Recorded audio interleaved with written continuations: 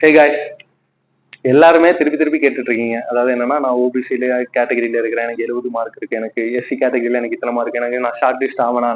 நான் பிசிக்கலுக்கு short list ஆயிட்டேன். எனக்கு ஃபைனல் மெரிட் லிஸ்ட் வருமா அப்படின்னு கேக்குறீங்க. ஓகேவா, நான் ஆல்ரெடி உங்களுக்கு சொல்லணும்னு நினைச்சேன். ஏன்னா நான் ஃபர்ஸ்ட்ல இருந்தே திருப்பி திருப்பி சொல்லிட்டு வர்றது இதுதான். ஓகே, இப்போ வந்து 1:8 ரேஷியோல எடுத்திருக்காங்க. 1:8 ரேஷியோ வந்து எஸ்எஸ்சி ஜிடில இருந்து ஓகே. நீங்க வந்து கட் ஆஃப் கிளியர் பண்ணி வச்சிருந்தீங்கன்னா பரவாயில்ல, நீங்க ட்ரை பண்ணுங்க. நான் வந்து இவ்வளோ மார்க் இருக்கணும், அவ்வளோ மார்க் இருக்கணும், நான் ஃபால்ஸ் ஹோப் கொடுக்க மாட்டேன்.